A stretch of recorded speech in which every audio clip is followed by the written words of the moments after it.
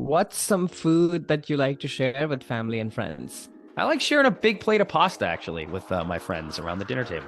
And this is our episode on movies that shaped our love of sharing a meal. This is Alex from Los Angeles. And this is Karen from San Francisco. Welcome to Movies That Shaped Us. We are two longtime friends who grew up on opposite ends of the globe with very different backgrounds, but we're both shaped and are still being shaped by the movies we see and love.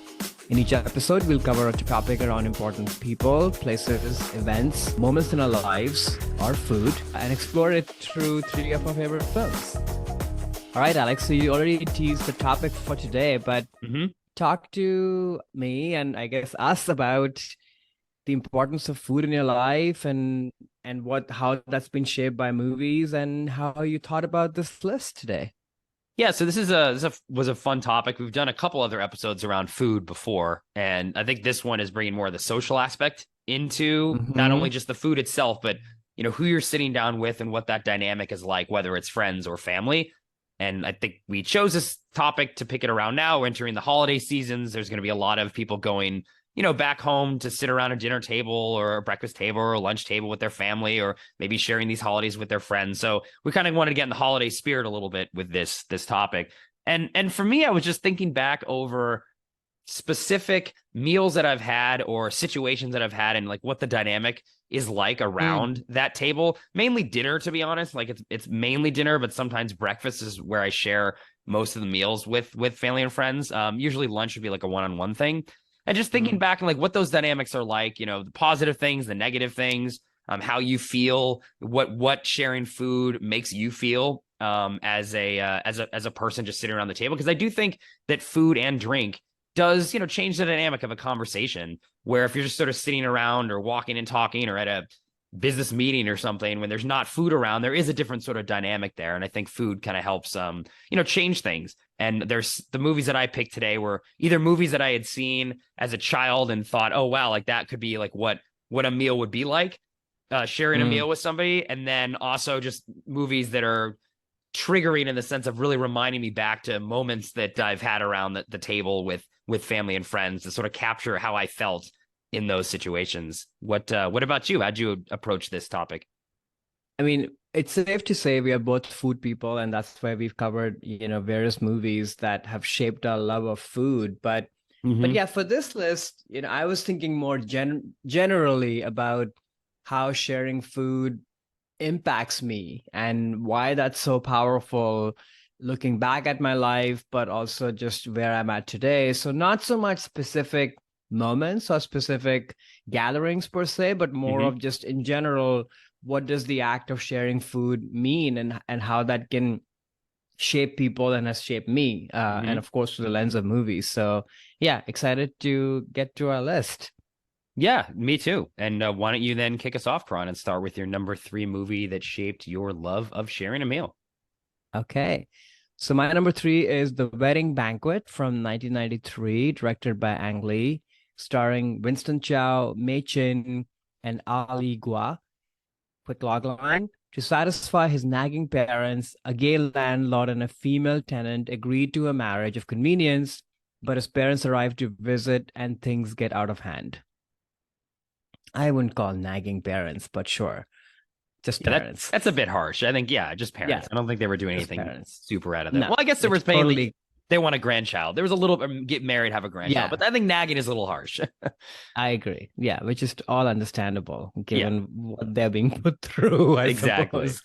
So yeah, I had not watched this movie until the last few years. I mean, obviously we've shared a love of Ang Lee on this podcast. We've covered many of his films in the past, but this was one of his earlier films, at least, his introduction to the international audiences. And I was kind of blown away by the movie, which we'll obviously get into. But for me, from a sharing of food standpoint, to me, this movie symbolizes, you know, even though you may be falling out of love with your family members, or you may be going through hard times, there might be pretenses and lies involved in how you're engaging with your family, but food still sort of brings you together. And food in this movie is such an act of not just sharing joy and love, but also a gesture to show even in the hard times that I care. Mm-hmm. And then obviously the ultimate kind of climactic moment of this movie is the wedding banquet where everybody gets together, and even though it's a crazy event, it's about this pretend marriage, like the logline said, between the son and his wife, which is the tenant. And the gay boyfriend, or the boyfriend, is playing the role of the photographer in this Uh-huh. banquet. And all families and all these crazy traditions and food and everything is part of it all. For a moment, you almost get lost in the fun of it and the fact that we're all together. And even though this is a pretense, and even though the parents at some level know that something is off here, Mm-hmm. you still go along for the ride. And I think a lot of that has to do with food and just breaking bread together. Mm-hmm. So that's why I wanted to highlight this movie. But yeah, curious if you had seen this before, and what did you think? Yeah, so it's funny. Like I thought I had seen this movie before. I could have sworn like I'd Mm. seen it, and then I rewatched it for this podcast and realized, well, maybe I've never seen this movie before, and I might have gotten it confused with Eat, Drink, Man, Woman, which is a Oh film that yeah. I had seen in high school. So I want to say must be the first time I'd seen this, and like we had mentioned earlier in the podcast, I am also a big fan of Ang Lee, so it was nice to go back and see one of his early works. If not, is this his first film? I don't know. At least one of his earlier Right. movies that introduced him to an international audience, but I Okay. don't know if it's his first Okay. film. Yeah, on the food piece, it was very interesting to see. And I know, much like Eat, Drink, Man, Woman, too, food is a big part of the Taiwanese culture. And Yeah. there are a lot of scenes around meals at this in this film. And it was also interesting, too, that, like you were mentioning, and Logline did too, it's like a sham relationship where they're pretending that they're together.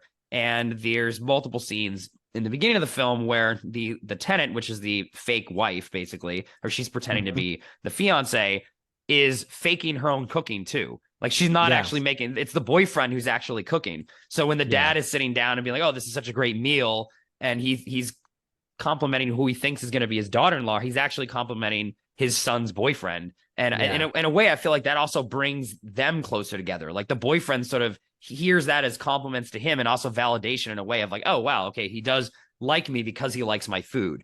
And then towards the end of the film, when he actually is cooking for the father can also then thank him more directly. And at that point, Right. too, in the plot, the father is revealed that he knew the whole time what was actually going on, and that the boyfriend was the boyfriend and not just a friend who the main character happened to be living with. So I do like how food was woven in terms of the actual machinations of the plot, which I thought was super Mhm. interesting. That was a great way to say how food can be bringing people together and what it means to be enjoying someone else's food.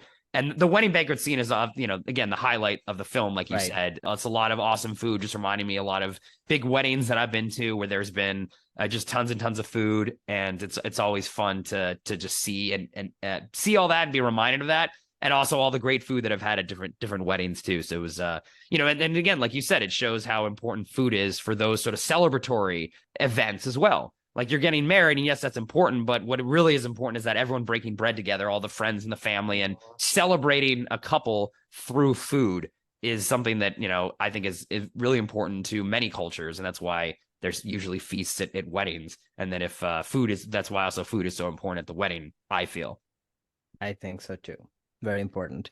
Yeah, you're totally right. Like the wedding banquet is amazing itself, but the quieter moments that are peppered throughout the movie where, Mm-hmm. food is a symbol of love. Food, like on the boyfriend's part, it's such a sacrifice on his part, right? To kind of almost pretend that his relationship doesn't exist at all. And they're definitely trying moments for him that he's Mm-hmm. been sidelined and just pretending and going along with this whole ruse. But what's for him in this whole thing? Right.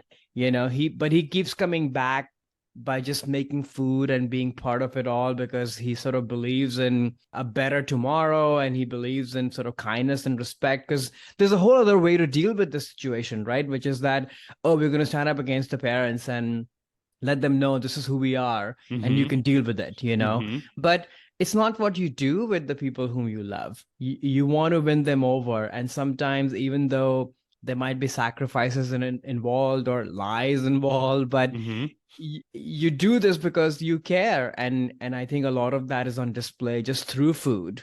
And yeah, those quieter moments in the kitchen between the fake daughter-in-law and the mother, it's also a way for the parents to kind of assess his son's well-being and Right. his son's life, because food is such an obvious way to kind of know if somebody's happy, are they doing well or no, and how can we help, and Right. all of that. So yeah, it's pretty integral, but it's not on the nose. And on Ang Lee, like I wanted this movie here as well because he's one of those directors who has focused on food in his filmography. You mentioned Eat, Drink, Man, Love. I almost put that on here, which centrally revolves around food. I mean, every Mm-hmm. primary relationship in that movie is around food. So Mm-hmm. I always like and keep track of directors, I suppose, who use food as a metaphor. In fact, all the movies on my list have that going on with their directors. They've come back to this theme over and over again. The theme of food. Yeah.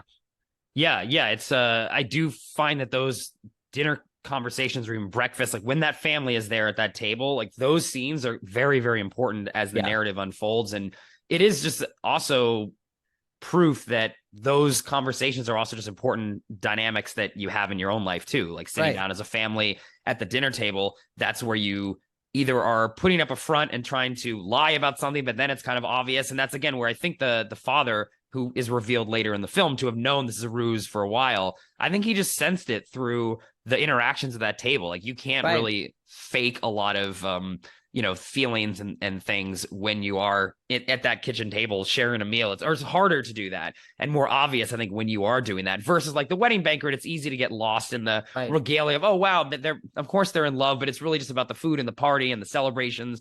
And it's easier, I think, to put on a ruse there in front of all your family and friends in that way than it would be just in front of just your parents and having your secret boyfriend right there. And like those, I think, are the most interesting scenes in the film. And watching them, because there's several of them, maybe 4 or 5 throughout the course of the film, and just seeing the dynamic of how they how they evolve. There's even a big scene when they start arguing in English, the main character and his boyfriend basically admitting to themselves what's going on, and the boyfriend's like, I'm moving out, I can't do this anymore, and they're all able to talk in English thinking their parents can't understand, though they can. But I think that's again a place where they felt comfortable having that argument at a dinner table versus in a closed room somewhere, which is sort of weird to say that, but at the same time, I do think that when you're sharing a meal, there truths can come out and real discussions can be had more. So. It's so strange, right? That happens in all of our lives.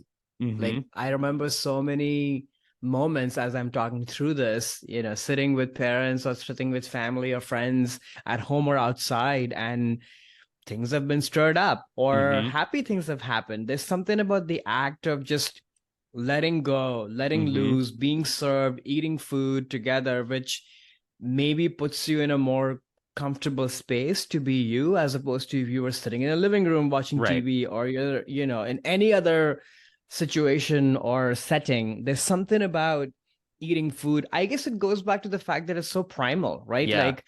What are we on this earth for? We are all animals at the end of the day. And I don't mean that in an animalistic way, but just that it's a story of survival. And what helps us do that? It's food. So maybe there's something about that. We've been doing this since the beginning of time, sitting around the fire, eating whatever we could scrounge around and making sure that we see the next day, Right. And it's doing that together. I mean, again, we are a social species too. It's not like we went out into the woods on our own and, we'll be hunting and catch something and just eat it ourselves. Like, no, hunting required multiple people. You'd always split the what was caught. Same thing with gathering berries or, things like that during the hunter-gatherer part of our evolution. Those were things we did together, and we also consumed that together. So I think there is something that brings people together, and there's a comfort there that I think this movie does a good job in demonstrating. I mean, I did feel the movie, though, was pretty dated, actually. It felt like a 90s sitcom plot of like, oh, we're just going to pretend and the parents are coming over and we're pretending that we're engaged and all these sort of things. But then, as the movie gets more and more serious, like it starts off kind of like a lighthearted comedy, and it actually felt a lot like a 90s rom-com for like the first, especially the first act. But then the movie becomes very real and serious when you do realize, oh, this isn't actually all fun and games. The boyfriend is getting severely hurt in this situation. What is he really gaining out of this? Is it actually good to lie to one's parents like this? And it might be fun at the moment. Oh, yeah, fine. We're just getting married. It's fake. And then, later, what, you have to admit the truth? At some point, you're going to have to the parents, or get divorced, which is going to hurt them. And then when the child comes into it too, it just really does massively change things when she becomes pregnant in the third act of the film. And it's like all of a sudden the movie becomes super, super serious towards the end, which I think it does well with the tones, but it just for some reason did feel very dated to me. Just the whole premise and the way it was executed. What did you think when you saw it? I felt similarly, like the premise, but also just the look of it and such. And some of these things around the settings and the clothes and how people are lit and all of that, like, really shows, I suppose.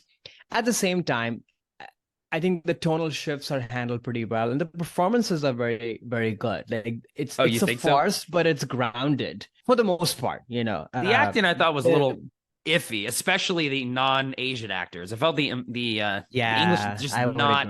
Even the boyfriend, I didn't think actually was a very good actor. Boyfriend is not good, but to me, the principal, the parents, and the parents are great. Yeah, parents are the best part actually from an acting standpoint. I think. Yeah, I agree. Yeah. But it was a fun one. I wouldn't put this Ang Lee sort of pantheon of movies, but I can see where it all started. Right, like this is why he goes in direct Sense and Sensibility and nails it absolutely, because he has this knack of sort of handling intimate conversations and relationships and dynamics and building character, but also handling a farce, or in other movies a supernatural mystical thing like Life of Pi or what have you. Like, he can handle kind of multiple layers.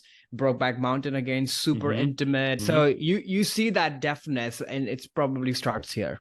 No, I agree. And again, I was just surprised how much this felt like a fully formed 90s romantic comedy, this was in the early 90s when this came out, and it felt like it helped set the template for a lot of the movies that would come after, and not only that Ang Lee would make, but just Hollywood would start producing. Totally. I did actually think the ending was a little odd, and I wondered what you thought about how it just resolves at the security checkpoint. And like all of a sudden the movie felt kind of like over, and like no one really seemed happy except for maybe the dad. And then the movie just ended. I thought that was a little odd. Like, were you struck by that too? Yeah, a little bit, but I also was like, okay, he's trying to go for a very real kind of thing, where things don't really get resolved. There's not much said, and maybe it's a little jarring because the premise and is sort of so farcical that you want it to be resolved fully, right? But because we spend most of the movie after the first act in this kind of a very real, grounded, and like you said, even a serious tone at points, I think it's fitting that it's not resolved, and it's up to your imagination in terms of what happens, and does the central couple go back to being the way they were? Because this was a pretty life-altering thing that they've all gone through, or what happens with this woman and the child and all of that. Like, there's just a lot of things. I mean, you could easily make a sequel, honestly, of this movie, and I wish they had, because there's so much to explore with what happens with these people. The baby shower banquet, maybe, because they have to have the kid, and then what happens there. But yeah, you're right. I think the first act of the movie is so much a farce and a screwball comedy, even certain aspects of it come across like that. And then the tone shifts very quickly as the movie goes on and gets more and more serious, especially after the wedding banquet. I feel like that's when things start turning into more of a drama, like a soap opera drama, as opposed to a fun, like 30-minute like sitcom plot. And so you're right. Maybe the ending then is justified based on where the movie ends up, as opposed to where it started, as opposed to some like funny farcical final act. It becomes like much like a telenovela or something towards the end. Yeah. But it's also life in a way, right? Yeah, that's true. I don't think these people realize at the beginning of the movie that what they were entering in, how serious would that be? And I can kind of relate to that. You live far away from your parents in a different part of the world, and you build your own life, and you almost feel that, they wouldn't understand or realize, and we can just make this happen, and they'll Right. go away in a little bit, and this whole thing will just stay intact, and without realizing what is kind of like a funny joke, farcical thing actually has a lot of bearings. And then you yourself are reminded of where you come from and this part of the world that you've left, and the relationships you have with your parents, and things before you know it creep up on you that this is actually serious. And oh, by the way, the person whom I'm with, he also has feelings, and it's not all just fun and games. So Right. it's sort of true too, in a way, as farcical and soap opera-y it might be. No, you're right. It's saying that if like farce, at some point you have to pay the piper. Like, yeah, Right. you have these things, but you think there are no consequences. Life has consequences. Real life does. And I think this movie deals with that incredibly well in the second and especially the third act, when it just becomes a wow. So you thought this was fun to have a fake marriage just to appease your parents? Well, look at what's actually going to happen, which would probably be what happened in real life, as opposed to when a sitcom, the thing would get wrapped up in 22 minutes and it'd be everyone laugh at the end. Oh, this is so funny. Ha ha ha. Oh, you're so funny. And then the parents are gone. Like, this is a much more real situation, which is, I think that, again, that's Ang Lee's deft touch to this, who I think, again, is one of our best filmmakers around. Yeah. All right. What is your number 3 movie that shaped your love of sharing food? So my number 3 is a bit of a tonal shift from The Wedding Banquet. This is The Celebration from 1998. Oh. Yes, a bit of a shift here. This is directed and co-written by Thomas Vinterberg, starring Ulrich Thomason, Henning Moritzen, and Thomas Bo Larsen. And the IMDb plot summary is, at Helg's 60th birthday party, some unpleasant family truths are revealed. So this movie is actually piggybacking on some of the things we just talked about, in the sense of, for me, sharing a meal involves a lot of truths that can come out, whether they are, again, like you said, sort of fun things, but also incredibly serious and hard truths that maybe it was uncomfortable or hard to share outside of having that setting of food and drink around. So the unpleasant family truths that the IMDb plot summary is referring to is, one of the sons at this party for his father gets up basically and has instead of a speech where he's saying, oh, happy birthday, it's your 60th birthday, blah, blah, blah, he accuses his dad of molesting himself and his sister, who just recently committed suicide. And it's this big revelation that sort of hits the family and the friends there with a bunch of, like, huge shock. And there's a lot of fallout from that discussion. But then towards the end of the movie, actually, even in another dinner scene, there's several of these throughout the course of the film, where the father basically admits that it was true.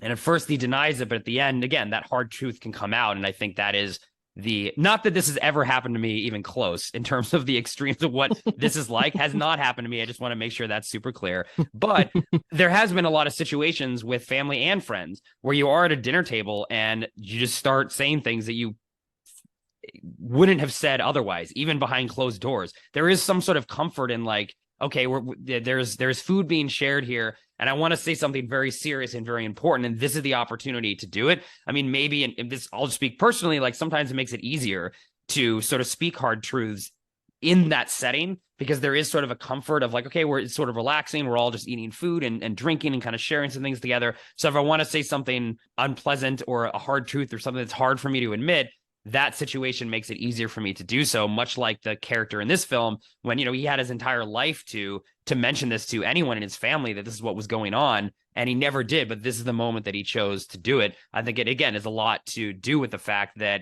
it just a different dynamic when you're there around a dinner table. So just pausing there, and just want to get your thoughts on the film, if you'd seen it before, and what you thought about it.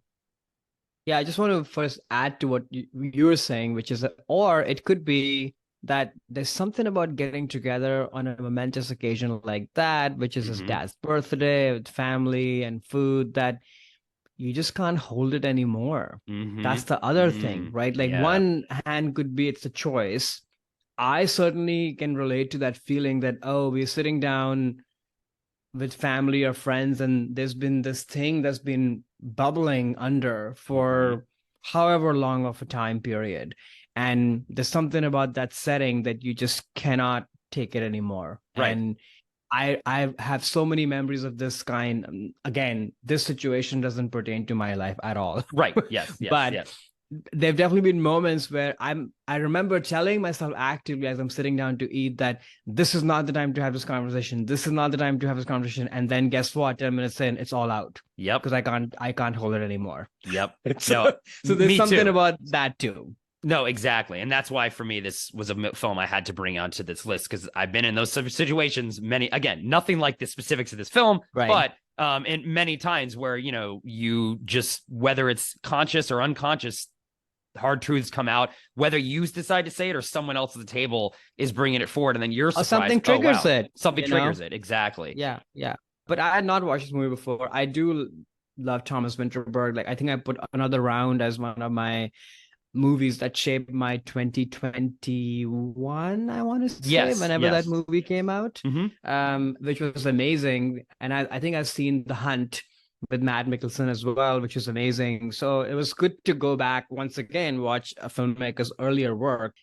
The movie's relentless. I mean, from the get-go, it's designed to, make you uncomfortable with kind of the sort of home video lens treatment, and I don't even know if the print that I was watching is the best print of this movie, but it sort of felt, I guess by design, to be very, very shaky and very home video like, because I guess it's true, because it is kind of a family get together, right? Yeah. And you could almost imagine if somebody is filming this as a video. But it's very uncomfortable right from the get-go. You can see that there's a time bomb ticking, as people start to come in, and the situations with all the siblings, that they all have stuff going on, and of course the death of the other sibling, the suicide, like you mentioned.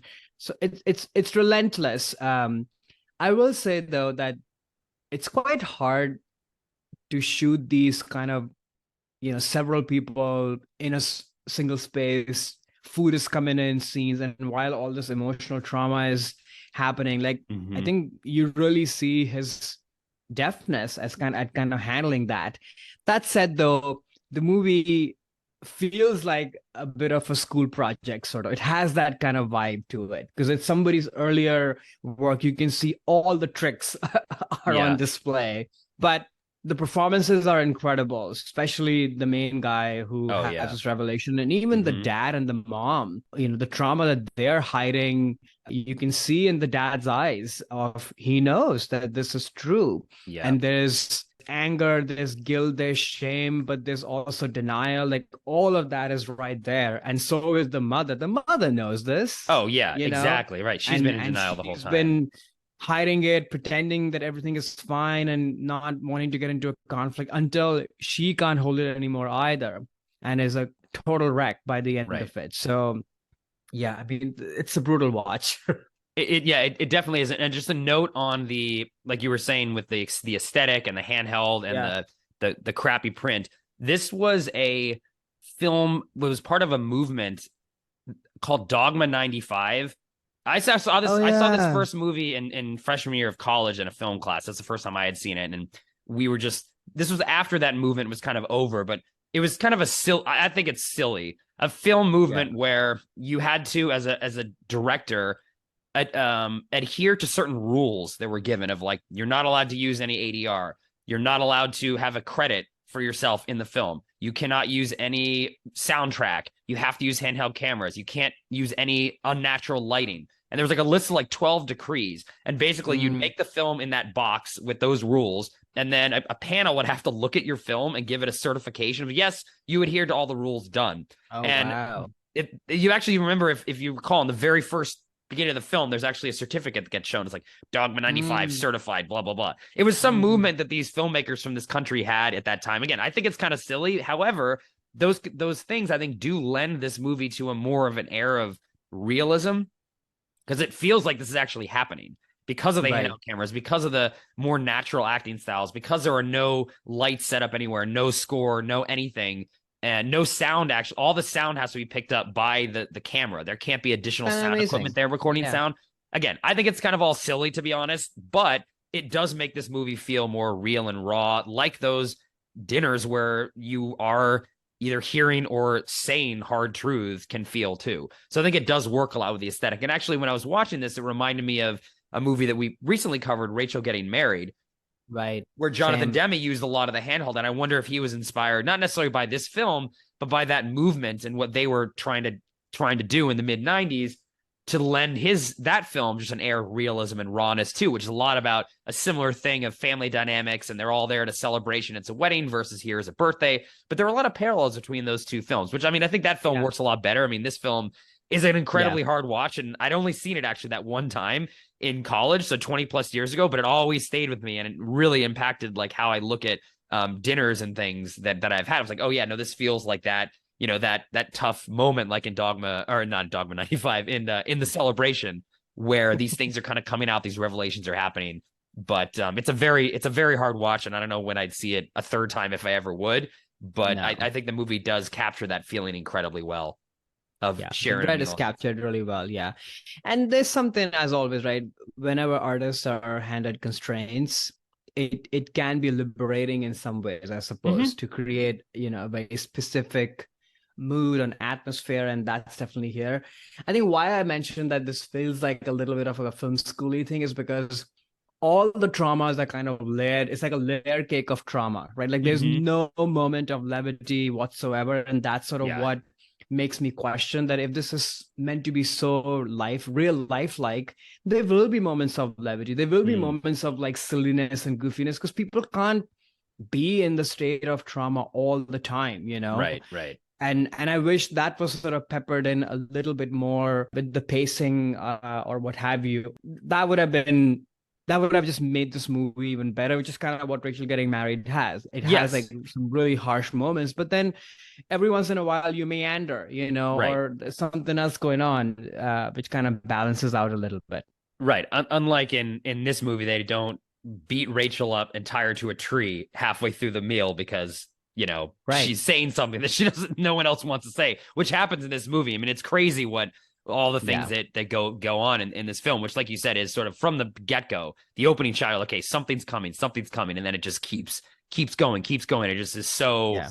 depressingly difficult of a watch. Though, again, meals can turn into that too when these situations of talking about hard truths come out. Yeah. And I guess the other interesting thing is it's kind of clever is that the chef and the whole kind of wait staff and the Mm-hmm. kitchen staff, it seems like that they have a very personal relationship with this guy who's going to reveal this truth. So it's interesting that they are kind of in on it, that they've Mm-hmm. been waiting that, oh, finally he gets to say all this Right. out loud. Mm-hmm. And they're almost kind of helping with that. So it's kind of interesting that the makers of the food are actually part of this grand truth-telling reveal Yes. that's going to happen.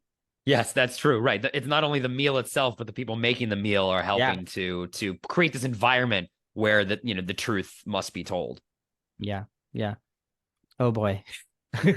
Yeah. Again, if folks haven't seen this movie, I do recommend checking it out. Again, just knowing Yeah. you're getting into a very, very difficult watch. I just wouldn't expect people to be like, oh yeah, I watch this every Thanksgiving, every year. This is my No. holiday movie. Definitely, Yeah. definitely not one of those. And it's not your, reality TV, Real Housewives around the dinner table explosion and drama happening either that you can sort of laugh at or what have you. This is not that. Right. I will say though, and this is maybe it's the dogma thing that you were talking about, that as brutal as it was, I was hooked. I couldn't look away. It was a car crash that you wanted to see, and but not in a voyeuristic kind of way, the way a lot of people derive pleasure watching reality TV, but more from a place of, at least for me, like deep concern about what is happening. Like, are these people going to be okay? And or just wanting to know the truth behind it all. Right. That's the part that kept me with it.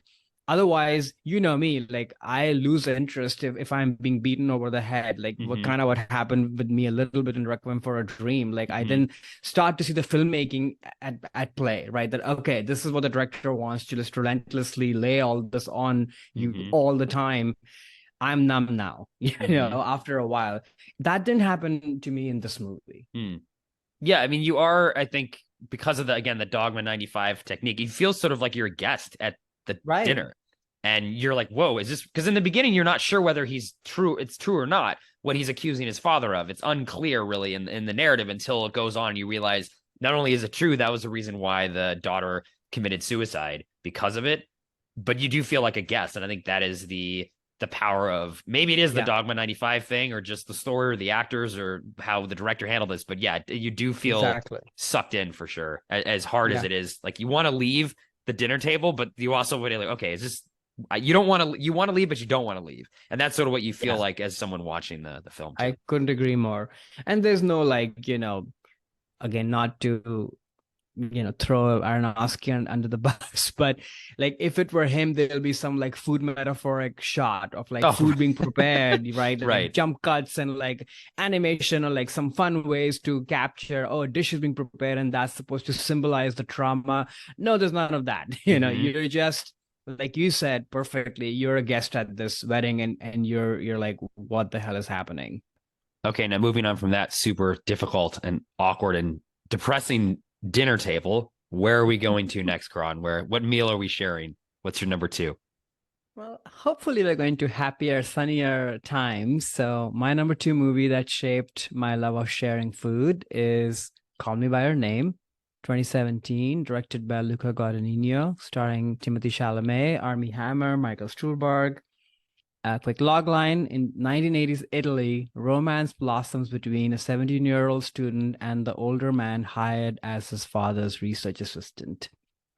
I put this movie on the list because food to me can also be quite sensual and a Mm-hmm. key part of your love language. And I think this movie really captures that. But it also kind of threads along how different people were brought up and grew up, and a lot of that has to do with where you are in the world. And so there's Mm-hmm. something about Timothy Chalamet's family, which is a very eclectic sort of international family. They are art people, they are food people. And you see from the very beginning of the movie how these breakfasts and dinners and such are happening. And, you can really tell that food and the cooking of it and plucking fresh apricots or peaches or what have you from the orchard in this beautiful kind of Italian villa that they spend time at during the summertime is so Mm-hmm. important.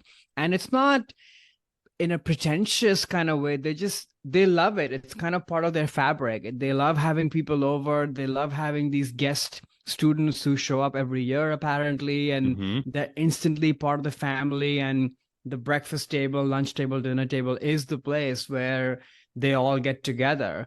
And then there's music and maybe a cognac or something is being Mm-hmm. shared. This is like, I love this so much, like the life that these people have, where I don't know if they're super rich or wealthy or anything like that. Maybe a little bit, they're okay, but just art and food is such a big part of their life. So I guess point being that when you grow up this way, food then automatically is part of your love language, Mm-hmm. and it's sensual. And I will get to kind of the details of that as we go further, but I'm guessing you'd watched this movie before. Actually, I hadn't seen it. Yeah, this is the Oh, first time I'd seen it. And I think it's interesting comparing this to your last film, Wedding Banquet, where there are a lot of these scenes in this film too that just take place around a casual, just family. This is like breakfast and dinner table. A lot of breakfast. I think the right. breakfast scenes stand out a lot here, which I think is, like you were saying, a sign of the family eats together, even though they're not all talking. Maybe the dad's reading a paper, or Right. the mom's having another conversation with one of the staff or what have you. But they're all together, and that is what makes them the family. And then when there's the student who comes in, that's how Armie Hammer kind of gets integrated into the family and feels so much like accepted, because he's right Mm-hmm. there with them at these breakfast tables.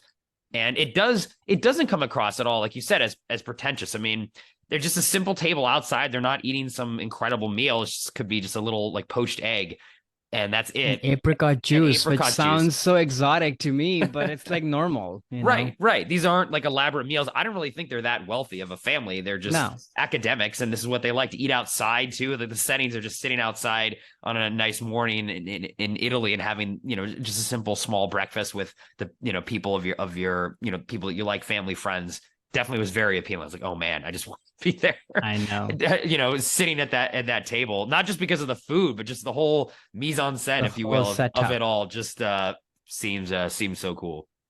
Yeah, yeah. No, and Luca, he is, I feel like probably from a family like this, because you see this time and again in his movies. I almost put another movie of his, I'm Love, which is even Mm-hmm. more about food and, eroticism and sensuality through food. But I ended up going with this movie. Mm-hmm. But yeah, he captures like the whole setup like beautifully. You're instantly transported and you feel like you just live there. Yeah. Um, but yeah, any other thoughts on the movie?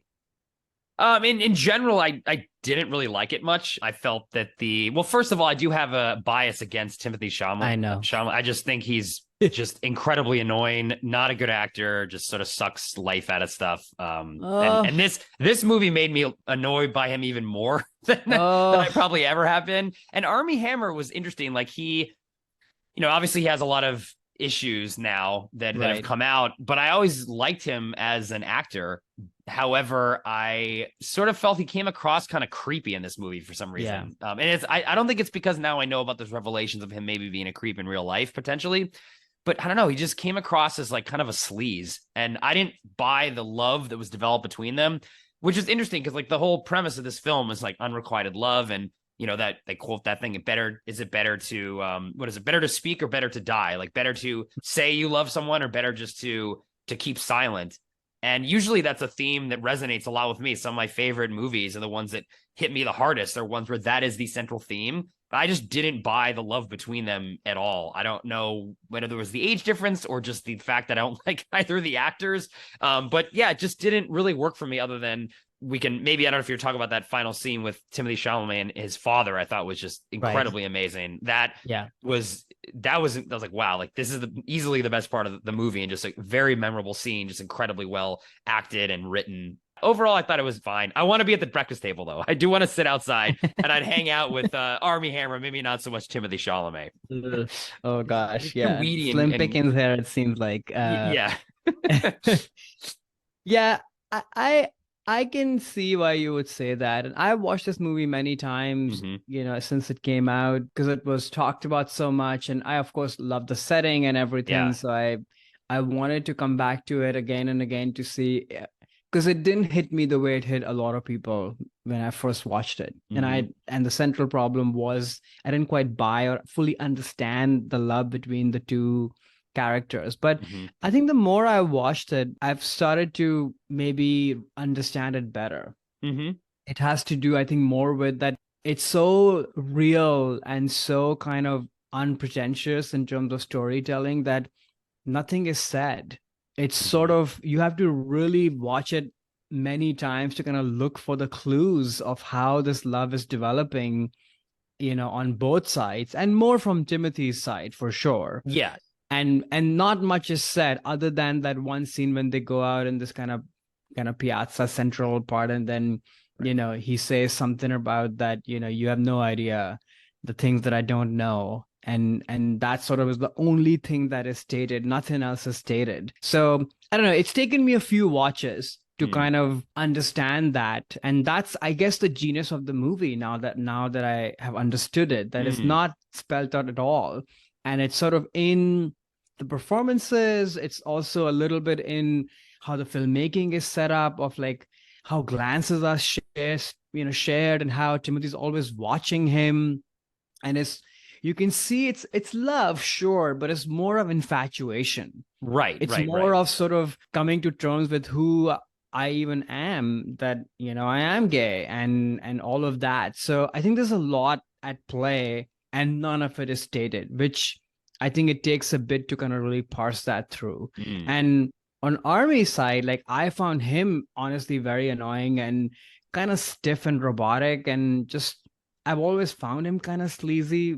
Mm. Nothing to do with everything we know about him, because there's the way he speaks is like very fast and very monotonic, and Mm-hmm. da da da da da da. It's always that. It's the same performance in every movie, pretty much. But here again, after multiple watches, it started to make sense to me a little bit that this guy he's living even a bigger lie. Because if you think about it, he doesn't have Michael Stuhlbarg or this amazing mother Right. in his life, probably. I don't think he's had this conversation with anybody. He's been living this double life. He Mm-hmm. goes back to the US and gets married. Right. they share a little bit about he's a Jewish and lives in an area where, or at least was brought up in an area where there weren't that many Jews. So it seems like there's like a lot of pent up stuff with him, with his identity, across the board, that he's never really had a chance to air out. And what would that do to somebody? It would make them, you know, confident in some ways, but trying to compensate and overcome everything else that's going on beneath the surface. And in some scenarios, maybe even a little creepy, that you will take advantage of somebody, Right. for reasons that even you can't fully articulate. And that's sort of the genius of this movie. Is like it's all floating around, it's not dealt with in an explicit way, but you can kind of think about this as to why people are behaving the way they are. And just like you were saying with the celebration, that you're a guest at the table, in this case, I think you're one of those girls who just, rides on a bicycle into this house. Like that's how you feel like as a viewer, that, you're sort of seeing a little bit, but you're not getting a lot of it. So yeah, that's what I make of this movie now, but it took me a while to get there. Yeah, maybe the movie will open up to me more on subsequent viewings if I were to watch again. It's not like I would be like, oh, I'm never seeing this movie again. It just, maybe it'll just take me time to get over Timothy Chalamet as well. Am I pronouncing his name correctly? You are. Yeah, okay. Like he's my annoying Although Meryl kid says Timothée Chalamet. Oh, because he has he does the character on the E at the end. She's the only person I've heard who calls him Timothée Chalamet. That's hilarious.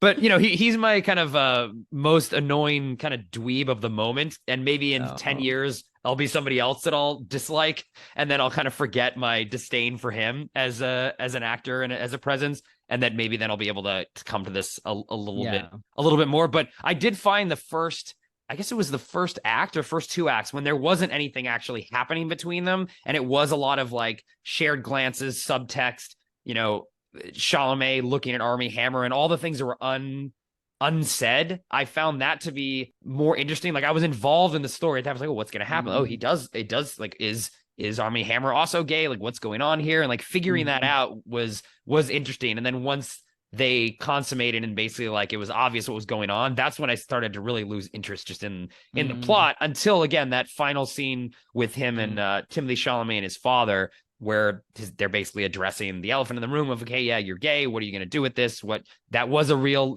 your first love, essentially, you just experienced it, what is that like? I thought that was just an incredibly well written and acted sequence. And the final ending of the movie too, where Chalamet comes back in from the cold.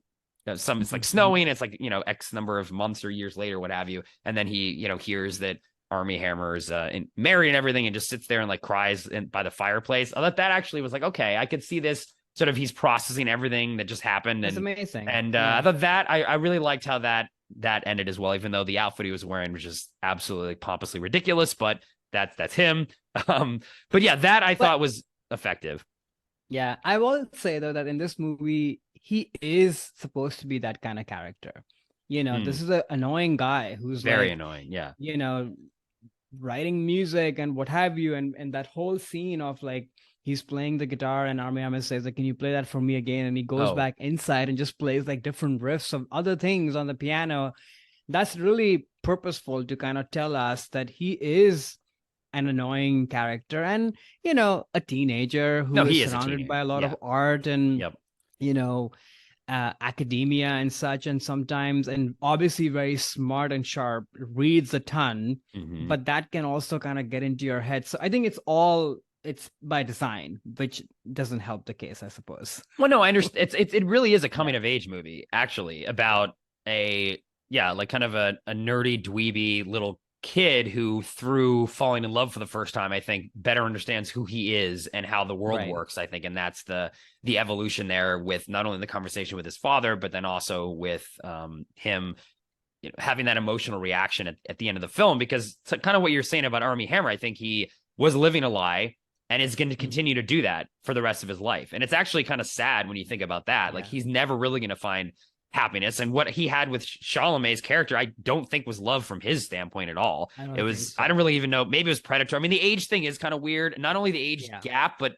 the fact that Chalamet still acts like he's 12 for a lot of the film, like crying to his parents. You know, his parents have little nicknames for him. Just Yeah. getting to, oh, daddy, mommy, pick me up. I'm so scared. Like, okay, but like that makes him even seem even younger than he actually is. So like I think the Right. age gap thing was a little awkward, but I do feel that his character, unlike Army Hammer's, does learn. And I think he's going to go through his life in a much more fulfilling and honest and open way because of that experience. Not only because he has the support of his father and his mother too, but I think he, when seeing what Army Hammer is going through and that he's still living that lie and choosing to get married now and like, well, that's not a good life that you want to be leading. Right. And I think Chalamet is sort of realizing that and hopefully will go on to make decisions that are more truthful to him and find the happiness and love that he wants instead of having to hide it, which unfortunately Army Hammer decided to do. Yeah, I think so too. I will say though on the crying and pick me up and such, it's this is the reverse effect that when you're so close to your parents and you're so part of it, there's no generational gap between them. Those parents are his best friends. Mm-hmm. When you have that kind of a relationship and you're going through heartbreak and a hard time and what have you, that response feels appropriate to me. At least I can relate to that because Oh, I kind of grew up that way as well. Because when you treat your parents as sort of equals in a way, which is how this family is, you know, it's kind of how you would react with the friend, when you're in bad times. So it's less of like a protective thing from the parents, more like, yeah, I need you. sure. I mean, and I wasn't saying that that was an inauthentic reaction. It just, in my mind, as an audience member, it de-aged him emotionally even more. So then the age gap between him and Yeah, I Army know what you're Hammer seemed saying, but more inappropriate. I Is don't what? see it that way Okay, at that's how all. it sort of Yeah. rubbed me that way of To like, me, that okay, feels age appropriate, just given the setup of this family, mm-hmm. because this family is not that, oh, you are grown up now, so you're your own man, go do your own thing. This is not how this family functions. I can No, see. yeah, no, me too. But just as an audience member, it makes him seem younger to me, and that makes the age gap seem even weirder. Just as an audience member, of like, okay, Army Hammer is like really taking advantage of this kid potentially, because 17 you can be, even though I think in Italy the age of consent is younger than it is in the United States, which is 18, Mm, but you can be a mature 18-year-old and a very immature 18-year-old, and if you're immature, you seem even younger. So I'm thinking right. that I was just trying to unpack why I felt that their relationship I didn't wasn't moved by, and I think I couldn't get over that, the fact that Army Hammer is much more older, both emotionally and physically than Shaolin was Yeah. potentially. Because I wanted to, I'm usually again like these movies. This is the kind of thing that hits me always right in the heart every time. Like this type of plot, unrequited love and first love and all these sort of things. But this just left me cold for their love. I Yeah. mean, again, Chalamet's that one scene with his father. I definitely was felt very impacted by that speech, but not their relationship. But maybe that was the point. I don't know. It is more of a coming of age story of Chalamet than it is like a grand romance between two people. It was Yeah, more it's about not a grand Chalamet's character. romance of what happens to him. And like I said, it took me multiple watches to sort Mm-hmm. of for this thing to kind of really open up. But we've not mentioned the peach scene, which is pretty incredible. Oh yeah. And kind of what I was saying in the beginning, that kind of a literal manifestation of food and eroticism. And even though it's startling and such, again, given the setup and how this family operates and how woven food is, in their life, it's sort of, I don't know, in a weird way, I don't want to say it makes sense, but it Mm-hmm. didn't feel out of the ordinary to me, that. And it's also very character driven, like we've been talking, like this is a Right. kid who is exploring, and it is, all of this stuff is having this impact on him. Mm-hmm. And then that coupled with the life that he has, the setting that he lives in, it's sort of what yields to this. But it's also an expression of him kind of letting go, Mm-hmm. in a way. Think Like it's an act that, most people wouldn't feel comfortable doing, let alone doing it at your home where your family is and what have you. But it's sort of, an expression of, I guess, freedom and his self-discovery and such as well.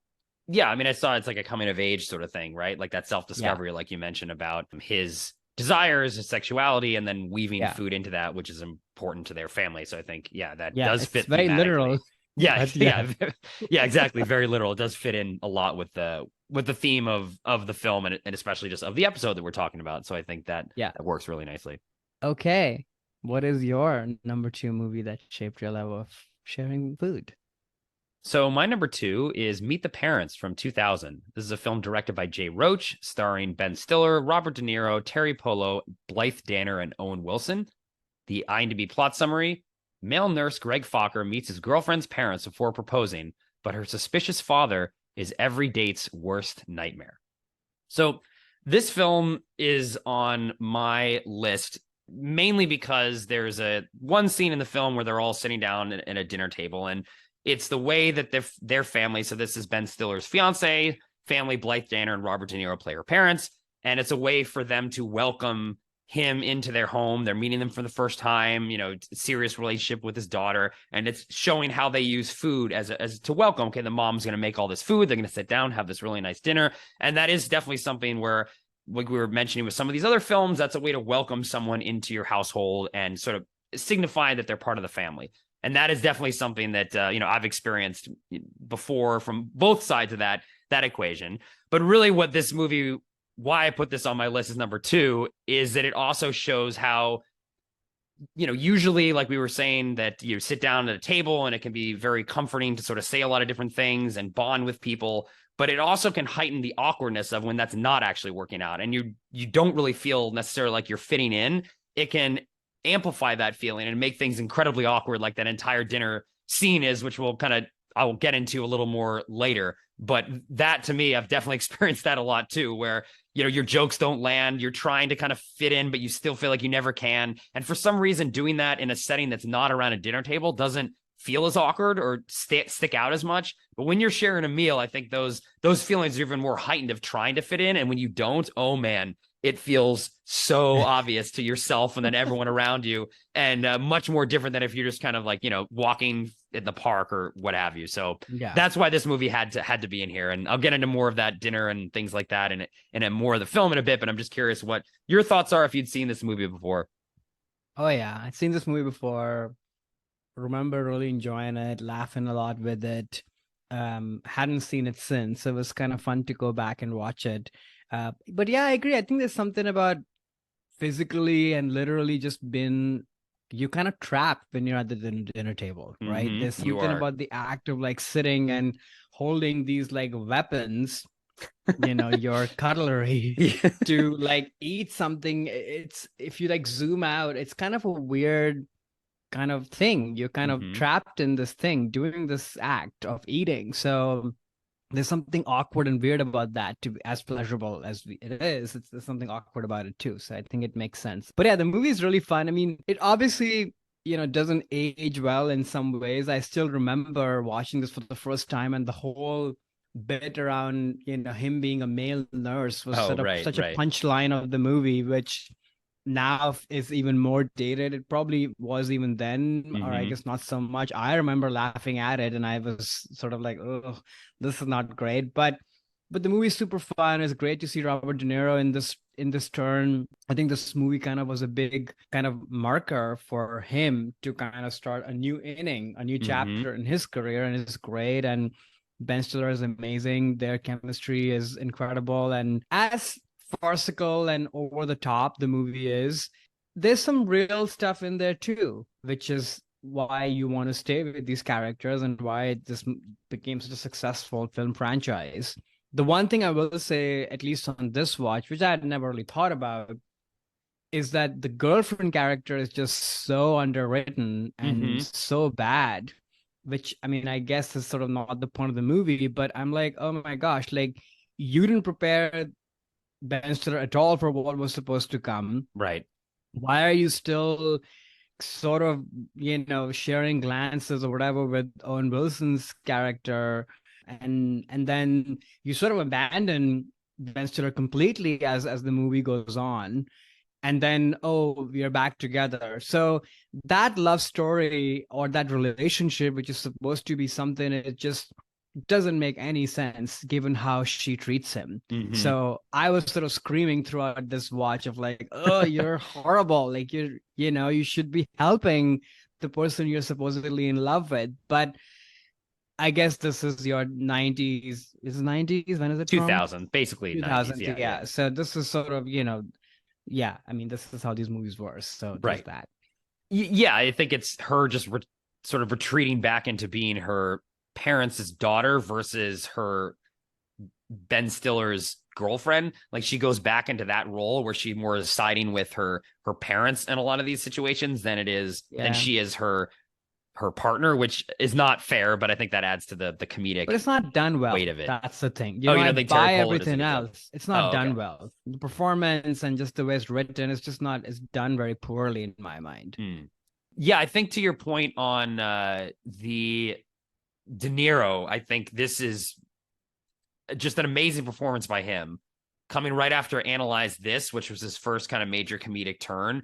And unfortunately, I feel these two movies, that movie and then this one too, were sort of the peak of his comedic abilities, and it goes very quickly downhill from there. And I don't think the next 10 No. to 15 years of his career are really worth much of any. Like I think this is definitely the nadir of his entire career, is that the decade after this movie. And unfortunately, I think this performance, as amazing as it is, puts him down a path where I just don't think Right. is great for his career. But yeah, just getting back to that dinner scene, I think there's a lot of things in this that really exemplify those awkwardness. I mean, one is when you do go into someone else's home as a guest, there are going to be traditions, ways of doing their dinners that you're not going to know, and you're going to feel immediately outside of things. I mean, they use religion as an allegory for that a lot in this movie. He's Jewish and the family is Christian, and immediately he sits down and starts eating, and they're like, oh, we have to say grace, actually. So he's already made a mistake. He started because he didn't know, like, oh, we have to do grace. Okay. And then they put him on the spot to actually have to say it, which that's nice because it's like, okay, we're letting the guests kind of lead this. But at the same time, he doesn't come from a tradition of saying grace at a Christian household. And it's just that scene, not only because he's improving this speech, is so funny. It's very funny, but it also does just show how you can feel so not connected to a family through dinner. Even visually, they do that by the rest of the family sort of holding hands in a certain way when they're saying grace versus Ben Stiller sort of putting the palms together and sort of a more comical kind of prayer, typical kind of like prayer hands. So he's immediately standing out visually from them, and he feels like he's not fitting in. He says jokes, they don't land. He starts a joke off about a vase on the mantelpiece, and it turns out, oh, that's Robert De Niro's mom's ashes. And it's like, oh man, like his intentions are always so good, and yet he always, the world is sort of against him essentially. And I think that is something I've definitely felt. I have a lot of awkward, dinners, whether it's with coworkers or with, even sometimes family or friends, when things just aren't really, for some reason, aren't really gelling very well. And I think that whole entire scene from the beginning to the end of that dinner scene is just really very raw and real, even though, yes, there are some accentuated, over the top kind of screwball comedy kind of aspects to it, like when the vase falls over and the cat pees on the ashes. Yeah, that's not realistic.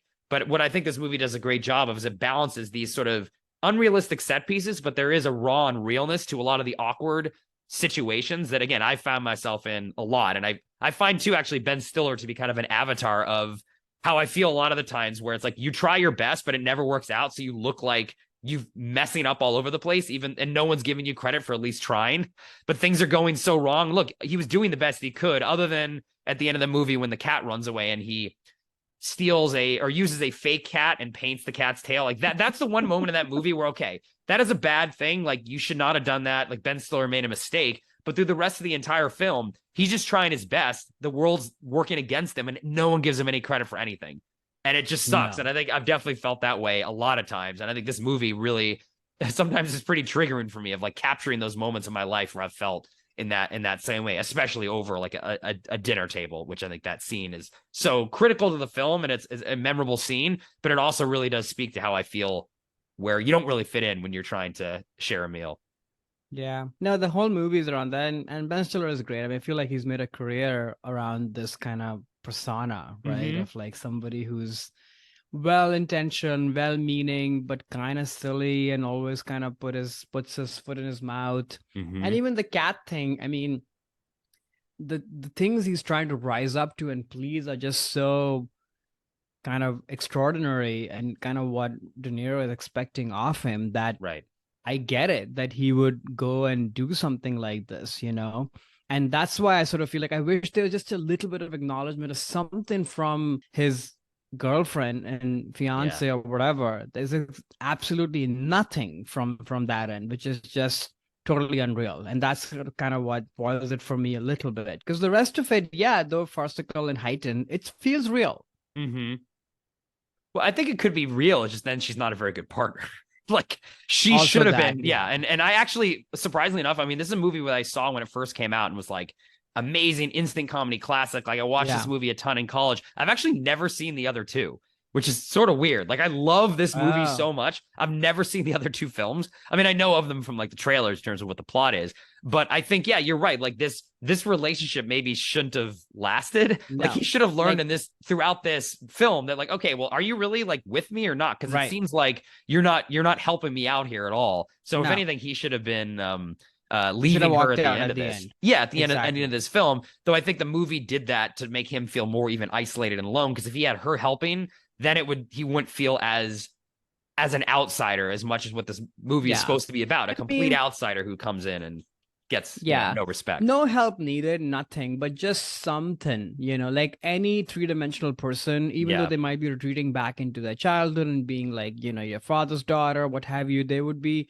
some acknowledgement of the fact that I'm a grown-up and I'm in a relationship. Like zero. Yeah. It's just an underwritten character. But you're right. Like at the end, I was like, yeah, you need to leave this relationship. Yeah. I'm like, this should be a sign that maybe you shouldn't be with this person because she wasn't trying to go to bat for you and help you out when all you were trying to do is do the best you can, buy the champagne to impress the parents or, go to this, try to find the cat, like step up any way that he can to try to prove himself because they just treated him like nothing. And then you got Owen Wilson, who is amazing in this movie, by the way, as the old boyfriend / fiance, and just how much they love him. And some of the lines that he gives are just like comedy gold. But like you're compared up against that and you're feeling even more inadequate, which is what Ben Stiller, I think you said it well. Like that's what he made his career of in this comedy career that he had, even though he stepped away from that now.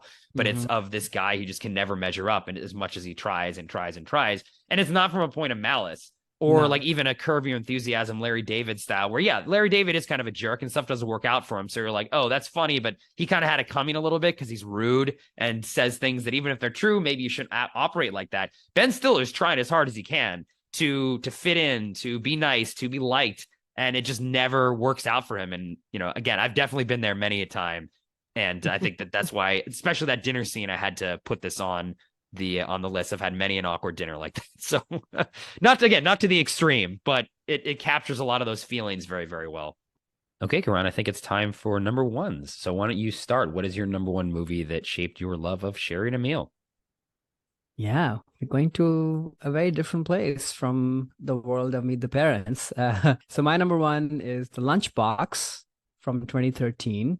Directed by Ritesh Batra, starring Irfan Khan, Nimrat Kaur, Nawazuddin Siddiqui. Quick logline: a mistaken delivery in Mumbai's famously efficient lunchbox delivery system connects a young housewife to an older man in the dusk of his life as they build a fantasy world together through notes in the lunchbox. That's a very good description, actually. That's exactly what happens. Mm-hmm. But yeah, I put this movie on my list because we've talked about, food being a way for people to come together, families to come together, for people to, experience sexual desire or awkwardness and truth telling, all of that. And I think the last bit for me, which I think is probably the most important, is just connection, with people or you don't know. And food is such a key part of doing that. Mm-hmm. It instantly does that. At the core of even all the movies that we've talked about so far, there might be other layers that display like awkwardness or desire, but at the most basic level, it is about human connection. That's why we do this, right? Mm-hmm. And I think this movie really personifies that, because in this scenario, these people don't even meet until a very long time. And all this connection is just happening through food, because these people find each other in phases of their lives where there isn't much meaning. There's Mhm. loneliness. In Irfan's case, there's actual literal loneliness because he has nobody in his life. His wife died. Mhm. In case of Nimrat's situation, she has a daughter, she has a husband, but the husband seems initially kind of detached and checked out, just very self-involved. But then it's revealed later that he's having an affair, Mhm. and the daughter is still very young, has her own child life of going to school and such. And the only connection she has is with this lady who lives upstairs in their building that she talks to. I don't even know if they hang out ever together. Mhm. So it's just this act of making food, and then this food reaching Irfan Khan and him experiencing how delicious it is, and the love and the warmth that comes through it that gives him meaning. And Mhm. then his responses to what he's feeling from this food gives her meaning because she's not getting any of that. She's trying to connect to her husband through food by changing the recipes or trying out a different dish, which of course don't reach him because this whole mistaken identity of the box. But Mhm. she gets nothing from the husband. But yeah, before I keep going on about this, had you watched this movie before?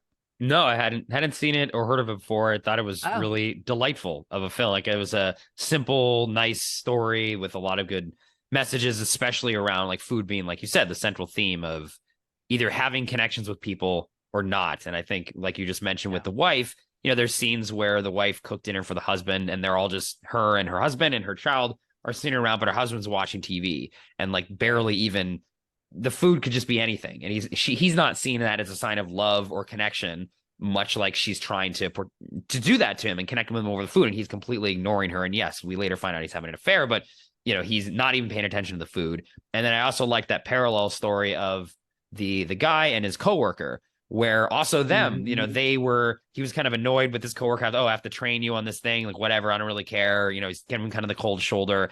But then as they start sharing meals together with the food that the wife is cooking for him, but just sitting down and talking and becoming actually really good friends to the point where then he gets invited over to his coworker's house to again share a meal. And it's that bond over food brings them together in the same way that the romance starts developing between the two main characters. But even with the friend, I thought that was really cool to see Yeah. that develop too. Because I do believe that, yeah, food does connect one another, and having meals can create friendships of just having meals. I mean, hell, that's how our friendship started, actually. I was just gonna say it I was just, one yeah, of the best meals I've had, A, because the food was good, but more importantly, because we became instant friends, which right. was, and I think food had a lot to do with it because we Mm-hmm. could instantly appreciate and admire it, and but also get lost in our lives and each other's, histories and stories. It's all kind of part of it. Mm-hmm. Yeah, definitely. And I think this movie just does a great job of capturing that. Though, because of I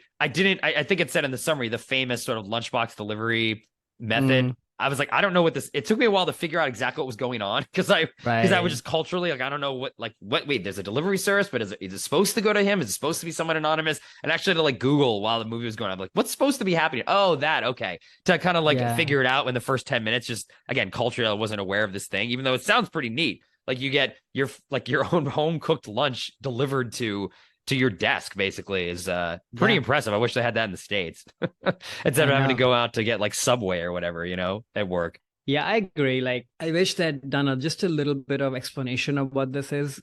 I know there's a very famous Harvard Business School like case on this, and they just assume maybe that everybody in the Mm. West knows what this is, but Hmm.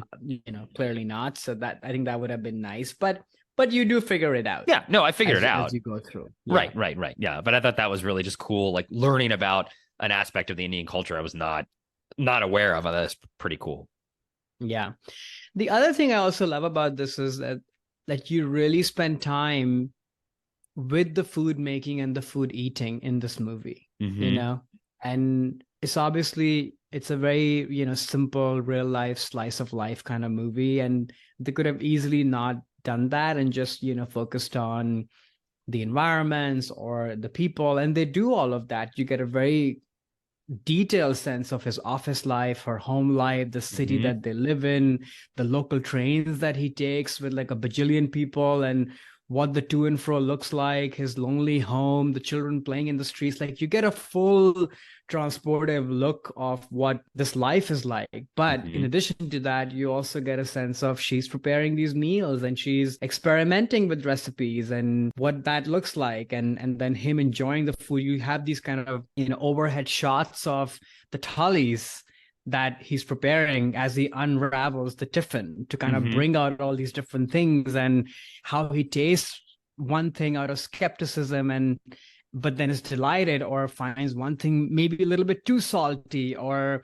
what have you. And then on this food thing, then the messaging and the communication layers starts to build. So I just love how they handle that, because this can come off as pretty heavy handed, I think, but it just feels very effortless and delightful. And you as an audience are then waiting, oh, what does she say now? Or what would he say? Or what would she send? Would he like the thing that he's cooked for him? Although at the same time, you're also a little bit like, is this right? Because she's married and, could this lead to something more? Or is it just a form of connection? And that's sort of that.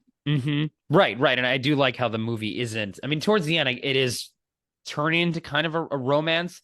But it's more, or at least what I thought the first 2/3 of the movie were about, it was more like human bonding, and a woman who's lonely because she's not getting any affection from her husband, and a man who's lonely because his wife passed away. And there's even a scene again with the food where he's looking across the way and sees an opposite apartment with this family sitting down, having a great meal together, sharing a meal. And he's sitting there with his TV dinner, essentially. No one's home cooked meal, unlike that family across the way. And it just amplifies the fact of how lonely he is, showing that through the fact that he's eating alone with food that's not home cooked, comparing to this family that's eating together with a freshly cooked meal. So I think they do a very good job of talking about his isolation that way. And it's just two people finding each other. And it's about bonding over food, and a little bit flirtatious too, and how they're getting to know each other essentially through the different, oh, this is too salty, he writes back to her. And then she's like, oh, okay, well, let me try this instead. Oh, maybe you might like this. It's the same way that a couple might start flirting together, but through food and through these notes, which I thought was pretty cool. Again, it sort of seemed like a bit of a fairy tale to me. And I like those types of movies where it seems a little, it's a little heightened and maybe unrealistic in a certain way, but that's part of what this is, because there's a nice moral to the story. So I really like this film a lot. Although I feel like this can happen, that's the thing. Like it teeters that line between it is dreamlike and fantastical, but it feels real enough that it can happen. You can sort of imagine it. The other thing that, as the story goes on, I think the food and then the connection that comes with the food, it ends up, I think, unlocking something in these people where I think it gives her a lot of confidence that, okay, why am I stuck in this life if I don't really want it or like it? I'm not getting something out of it, and maybe I need to do something else and take like a big step. I guess going to Bhutan or whatever she's planning to go to, like, that's not going to help with this, or maybe, but to me, it's more about the act of like taking life in your own hands.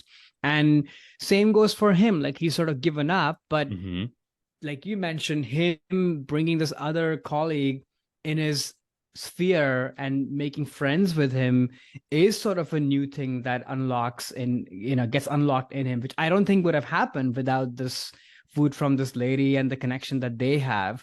The fact that he's starting to care about his appearance and wanting to look good for their first meetup that he ends up not showing up for, it shows that something is getting revitalized in this lonely man's life, who sort of maybe has imagined that this is the end. I'm going to be retiring soon, and that would be that. So I think that's the power of, I guess, food and connection, that it can bring meaning and show you new windows and doors in your life.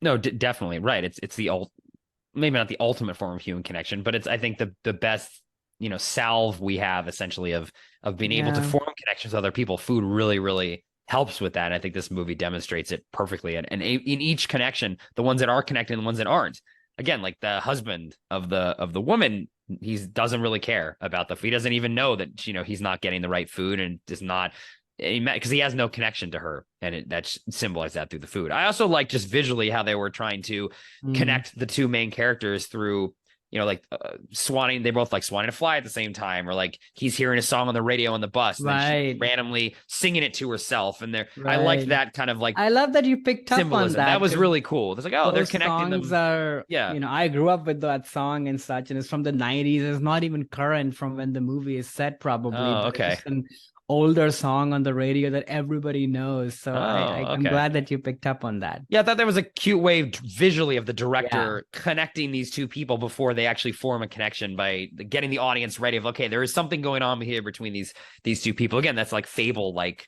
style Yeah. of this that I really liked. And I'll just say too, that the food did look great. Like Yeah. I was like, It oh has man, to. I want some Indian food right now after this movie. Yeah. They all looked like really great food.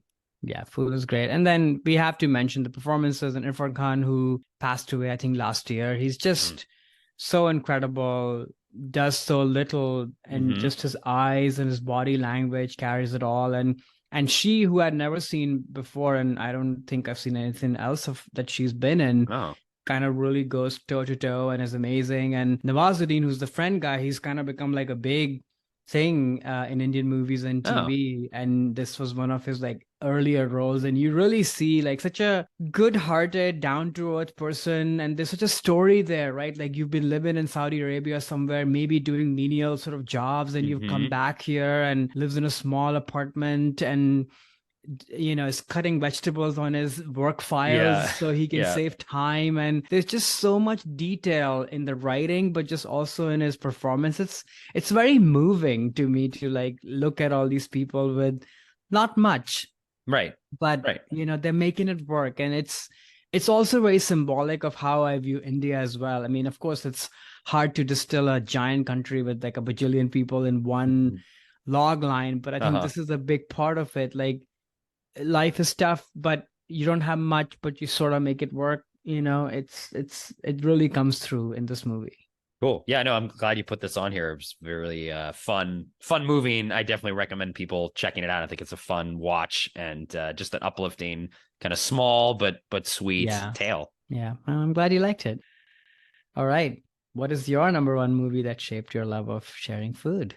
So my number one movie is The Lady and the Tramp from 1955. This is a Disney animated film directed by Clyde Giramoni and Wilford Jackson, starring the voices of Barbary Luddy, Larry Roberts, and Peggy Lee. The IMDb plot summary: the romantic tale of a sheltered uptown Cocker Spaniel dog and a streetwise downtown mutt. So I think it might be obvious to folks, even if they haven't seen this movie, why this is on my list. Is a very, very iconic scene, a romantic scene between the two dogs in an Italian restaurant. Nice music, nice, intimate table. And this is where they share their first kiss and kind of realize that they are in love with one another, the two dogs. And this is just such a classic scene that as a child definitely really cemented in my mind what like how sharing a meal could be a romantic gesture and what having a nice romantic dinner kind of looks like. And I associate all the things from this movie, Italian food, actually sharing the food that you're both eating, some nice music, like that candlelit dinner. All these things are what I associate romantic meals with, which I've had many of those over the years. But it definitely comes back to this movie feeling like why this is an important thing for me in developing a relationship with anyone, romantic relationship, is sharing a meal with them and really kind of getting to know them and bonding, I think, over food, like we've been mentioning in all these different ways over the last several films. And especially the last one we just talked about, how there can be a romantic component to it. And for me, as silly as it is as a little cartoon from the 50s, I did watch this movie a lot as a child, and it definitely, that scene in particular, left enough of a lasting impression that I sort of associate food with romance. Yeah, I'll kind of pause there before getting into too much film you've seen before. And what are your thoughts on this movie? Yeah, of course that scene is iconic and I knew of that, but I'd never watched the movie because I don't know, for some reason I just thought that, oh, this is, from that time period. Actually, it's not, because it is from the good Disney time period, but somehow I just put this in a bucket in my head that this is not, in the creme de la creme Disney era. But I was absolutely blown away by how incredible this movie is. I think this movie surprised me, and it's now probably in my top tier Disney movies. I loved it so much, like from the music and the animation and all of it, of course, and the romance between the two, but the deep characters of the lives that these two dogs have, the friend relationships that lady has, and then of course the central theme of how your life as a pet or your life as an older sibling gets totally changed when a baby enters your life, and the relationship that you have with your parents or dog parents, how does that change? Yeah. All that is so deftly handled, and it's just beautiful, emotional, funny. It's signature Disney, they're just so good at this. So I loved it. No, I actually personally consider this more of their middling ones. I'm the Yeah. biggest fan of this movie, so I'm happy to hear that you really liked it a lot. I actually had seen this a bunch as a kid and never really kind of went back to it. And I hadn't probably seen it in like 25 years or something. It was one of those movies, much like we covered 101 Dalmatians several episodes ago. You brought that one to the podcast. And that is another movie I saw on repeat a lot as a kid and then just never kind of went back to it. And this one, coming back to it, again, I sort of feel overall it's a little bit boring. Obviously, the dogs are really cute, and I love movies with dogs, and I love dogs. So I also love the character of the Tramp. He's such a cool kind of guy. But it was interesting watching it this time, and then I'll get back to the meal scene. The overall message of the movie to me seemed to be more about freedom versus settling down. And lady wanted puppies, and she was kind of pampered in this household and wanted the domestic life. And a lot of what Tramp is in this, especially in the beginning of the movie, is talking about, it's great to not be off leash, literally, and be able to go anywhere. There's a great scene. They're up on the top of a hill and he's looking over, this entire city is mine. I can go wherever I want. Look at this freedom. And then at the end of the movie, he ends up settling down and having puppies with Lady. And I didn't follow why he necessarily made that change. And then thinking, well, this is basically just Disney, especially this period of Disney, is all about conformity to the 2.5 kids in the suburban household. Kind of all these Disney movies of this era end up where they want to remove freedom, and it's all about conforming to this ideal of a quote unquote like perfect American family. So that part was a little interesting of like, I just don't see why he made that transition. I mean, maybe he loved Lady or something, and it was love that kind of tied him down in the world. I don't know. I thought that was a little odd. Did you? I think it's love, but also like in the third act, like a lot of stuff happens. Like their lives are in danger and what have you. So I think it's a little bit of like, okay, enough of this. Like it's time to kind of settle down. But I agree. Okay. It is a little bit sort of heavy-handed in that sense. It would have been nice to show, like, if this movie were made now, what I would like is that, okay, you can settle in, but then be adventurous even once you're settled, and maybe that's the next chapter. Of course, they would not make that movie now, because now it'll be like, oh no, don't even settle. Just be That's true. without leashes, because that's what's going to give you happiness. That's what they're going to make today. But I think there's a way to balance this out. Like maybe they have puppies, but like they still wander, like they still travel a lot, and they don't have to be domesticated and have kids or something. But there actually was a remake of this in the last 2 years, live action, that I've not seen, and I kind of wonder how they change it. I'll have to check that out. But yeah, getting back to that one scene, which is so iconic. Again, it's like all the trappings of what in my mind would be a romantic meal. And then that's where they share their first kiss because of food. They each pick up the end of the spaghetti, and then, the two dogs kiss, which is obviously not a realistic thing, but that is sort of signifies how food can literally bring people together in a romantic setting. And again, that whole scene is so iconic. And oddly enough, it was actually a scene that Walt Disney did not like and didn't want them to actually put it in the film. And the animators just did it anyway and then showed it to him to prove that they can make it work, because he thought, you can't show romance like that between two dogs. It's going to come across kind of weird, and I don't really think it's going to work. And he was like very much trying to get it out of the script. So I'm glad that the animators rebelled, did it, and then proved to him that it does work, because again, that's the whole reason why this movie, I think, is so iconic and remembered, because of that scene with the Bella Notte song and the nice little candlelit. I mean, it's cool. Like and it does help me also associate in my mind with Italian food with that romance, because I think of this as I think back to it as, it's basically, I watched this movie so much times as a kid.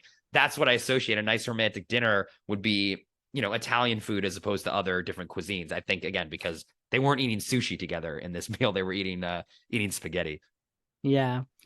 Although there is something, and I don't know, maybe this is because of the movie or all the iconography of Italian food and culture, but there is something romantic about that, the expressiveness of it. And I guess you can find romance and connection no matter what kind of food you might be eating. But I guess opening a bento box and eating sushi feels different somehow, because the culture isn't very overtly expressive versus I guess Italian culture is overtly expressive, and of course also in its flavors and spices, and so is Indian food. And so I guess there's something there. But yeah, you're right. Like, I think that scene is iconic, but also central to the plot of the movie, because you have to buy that these people who come from different walks of life literally fall for each other and bring this change in each other.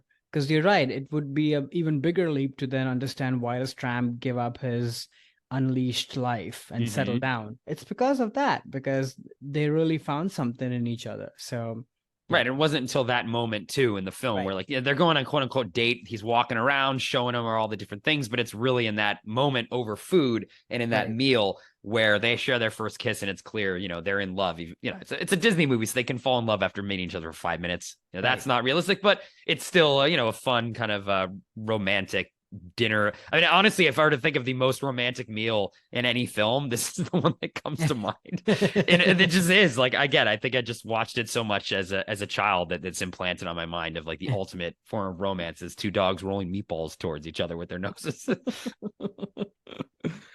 But I'm happy to hear that this is now in your, like, Disney pantheon of one of your favorite Disney films. I mean, I've only seen it the one time, so who knows? But at least for now, when I've watched it, I guess because I was expecting this to be just not great at all. Okay. And I was just completely blown away by how much I liked it. So I do want to watch it again to, like, officially put it in my pantheon, I should say. Got it. Okay, so why don't we talk about some films that didn't make it to the list? Which ones do you have on yours that did not make it?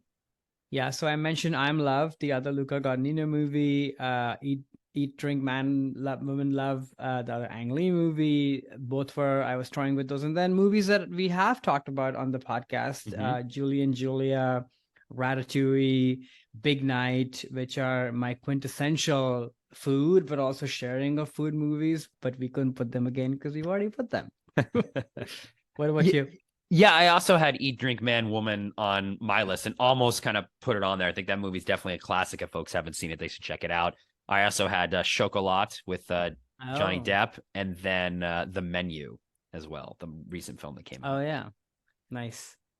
So why don't you talk to our listeners about what we have coming up? What's our next bonus episode? And then what is our next full episode that's dropping in 2 weeks? Yeah, so we have a new Alexander Payne, The Holdovers movie coming out. So we're going to talk about in a series of directors that shaped our love of film, all about Alexander Payne. So that's our bonus episode. And then, carrying on the theme of holidays, food is a big part, like we talked today. But then I think through the extension of spending time with family, we thought grandparents would be a fun topic to cover. So our next sort of regular episode will be movies that shaped our relationship with our grandparents. Yeah, that should be a lot of fun. I'm looking forward to both of those episodes, Alexander Payne and the grandparents one. Great. So hope everyone enjoyed the discussion today, and hopefully these movies are of interest to you. If you haven't seen them, or if you have seen them, gives you an excuse to put them back on again and maybe watch them with some folks that you love over some food. Please make sure also to rate and review our podcast. It really helps us get discovered. So on any platform you're listening, rate and review. Also, don't forget on YouTube, we have a channel as well where you can listen to all of our reviews of the individual movies we have. And until next time we can share a meal together, I'll talk to you later. Laters.